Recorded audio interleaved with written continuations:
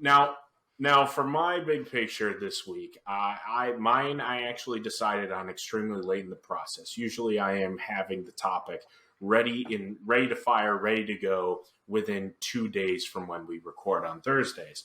However, discussions have been ramping up because the NBA draft is here. The hometown Detroit Pistons have the number 5 overall pick.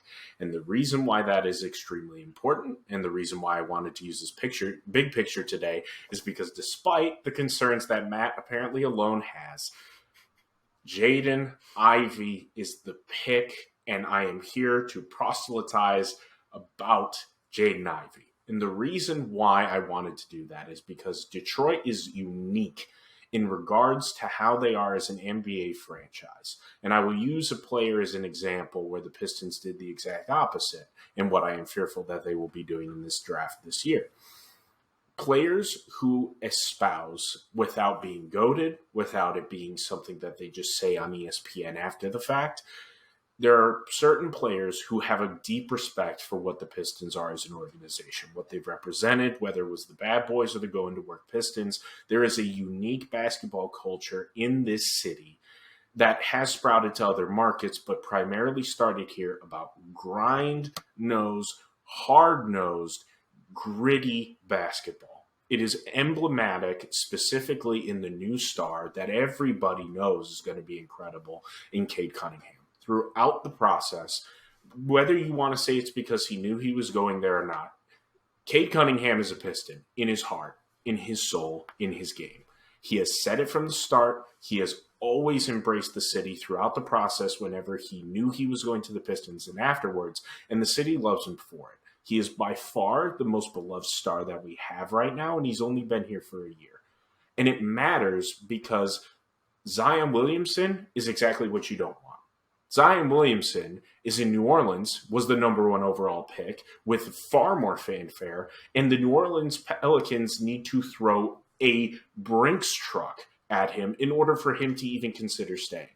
Cade is not that way. And when major markets like in the NBA, like New York, Los Angeles, Miami, or otherwise, are trying to draw in free agents, you need someone with that type of mentality who understands your culture and wants to be embraced. And Jaden Ivey is that. Jaden Ivey was just interviewed, and he talked about how his mother played in Detroit for the WNBA team. The name is escaping me because I haven't been here in a while. The Shock. But the Shock, thank you, yes. The Detroit Shock. And he said he knew about the culture of Detroit. He knew about living there, and he truly embraced it. When he was asked, Sacramento, the team above Detroit that some have thought Ivy would be drafted to, he was way more tepid. So it's not like he is somehow just trying to be, oh, yeah, Detroit's going to pick me, so whatever. Comparing it with the team that's above them that could still draft him in Detroit, he is the one that had effusive praise. This is exactly the same type of scenario as what happened with Donovan Mitchell.